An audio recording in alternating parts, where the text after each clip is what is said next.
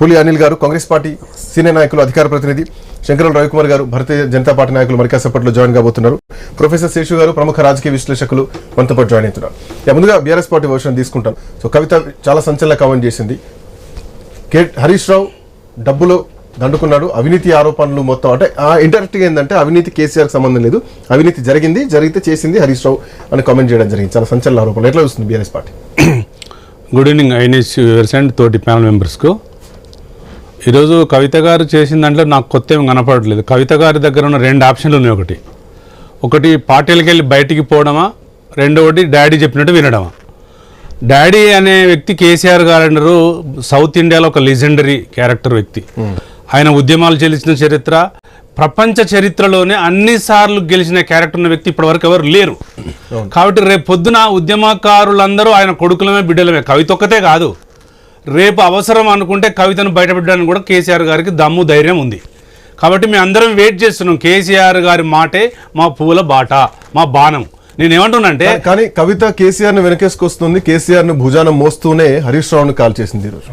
నేనేమంటున్నానంటే, కవిత గారు కేసీఆర్ గారిని వెనకడేయడంలో తప్పేం లేదు. ఎందుకంటే తన డాడీ తనకు రాజకీయ భిక్ష పెట్టినటువంటి వ్యక్తి. కేసీఆర్ గారు లేకుండా కవిత గారు లేరు. కానీ అదే కవిత గారు ఈ తెలంగాణ రాష్ట్రాన్ని సాధించిన స్థాయిలో కేసీఆర్ గారి పాత్ర 100% ఉంటే 99% హరీష్ రావు గారిది ఉంటుంది. హరీష్ రావు గారిని టార్గెట్ చేయడం అనేది కవితకు జ్ఞానం లేక చేస్తుందా, లేకుంటే ఆమెకు నాలెడ్జ్ లేక చేస్తుందా, లేకుంటే ఆమెకు మెంటర్ లేక చేస్తుందా అనేది అర్థం కావడం లేదు. లేదా ఆమె వెనకాల ఎవరున్నారు అనేది కూడా అర్థం. ఇంకొకటి ఏంటంటే, ఆమె దగ్గర ఇప్పుడున్న పరిస్థితిలో ఒక కనీసం వార్డ్ మెంబర్ కానీ ఎంపీటీసీ కానీ లేని స్థాయిలో ఉంది. ఆమె ఏంటంటే ఆ జాగృతి కండువలు వేసుకొని కేసీఆర్ గారి పేరు తెలుసుకొని ఇలాంటి స్టేట్మెంట్లు ఇస్తుంది. ఆ స్టేట్మెంట్లకు ఆమె గిందకే వదిలేస్తున్నాం. ఇది కేసీఆర్ గారి మీద, కేటీఆర్ గారి మీద, కవిత గారు చేసినటువంటి హరీష్ రావు గారి మీద చేసిన ఆరోపణలు నిరాధారమైన ఆరోపణలు, సభ్య సమాజం తలదించుకునే ఆరోపణలు. ఇవాళ జరుగుతున్న పరిణామాలు మొత్తం రేవంత్ రెడ్డికి సపోర్ట్గా మాట్లాడుతుంది తప్ప కవిత గారు ఎక్కడ కూడా బీఆర్ఎస్ పార్టీని కాపాడంలో కామెంట్ కూడా ఉన్నారు. రేపటి నుంచి బీఆర్ఎస్ పార్టీ కార్యకర్తలంతా నా మీద అంటారు, రేవంత్ రెడ్డి వెనకాలండి నడిపిస్తున్నారంటారు, బండి సంజయ్ వెనకాల నడిపిస్తున్నారంటే రకరకాల కామెంట్లు ఇస్తారు. అయినా సరే జరిగింది వాస్తవం ఇదే. కేసీఆర్ లాంటి వ్యక్తి పైన అవినీతి మరకలు వేస్తున్నారు, అసలు అవినీతి చేసింది వీళ్ళు అంటూ హరీష్ రావును, సంతోష్ రావును ఉద్దేశించి కవిత మాట్లాడారు. అఫ్ కోర్స్ ఈ మాటలు అందరూ ఎక్స్పెక్ట్ చేసినాయి. మీ మాటల్లో కూడా బీఆర్ఎస్ పార్టీ వర్షన్ కనిపిస్తుంది. ఇంతకాలం మీరు కూడా కవితను వెనకేసుకొచ్చారు, ఈ రోజు మీరు కూడా కవితను మెంటల్ వచ్చిందా, పిచ్చి పిచ్చిగా మాట్లాడుతున్నారు అన్నటువంటి వర్షన్ తీసుకుంటున్నారు. సో బీఆర్ఎస్ పార్టీ వర్షన్ కనిపిస్తుంది.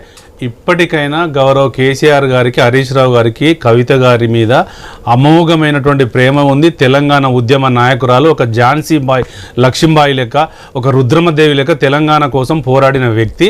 నాకు కూడా ఆమె అక్కలాంటిది గౌరవం బాగుంది. మా ఇద్దరి మధ్యలో మంచి సాన్నిధ్యం కూడా ఉంది.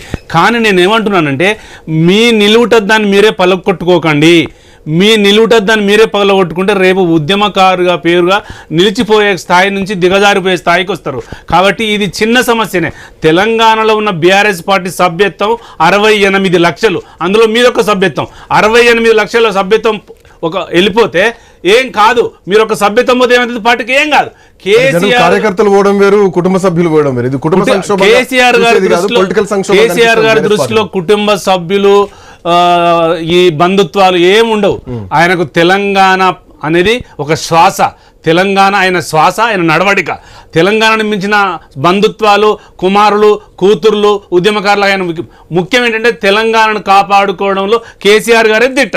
కాబట్టి కవితను కాపాడుకోవడానికి బీజేపీలోనే విలీనం చేయడానికి సిద్ధమయ్యారు కదా కేసీఆర్. నేనేమంటుంటే అదన్నీ నిరాధారమైన ఆరోపణలు చేయడము తగదు. ఎందుకంటే కవిత గారు ఏం మాట్లాడినా ఆమెకే తగ్గుతుంది, మిగతా వాళ్ళకి ఎవరు కాదు. ఎందుకంటే ఇది చిన్న సమస్య. ఇది పెద్దగా చూపించడం అనేది అది అద్భుత కల్పితమేం కాదు. ఇది చిన్న సమస్య.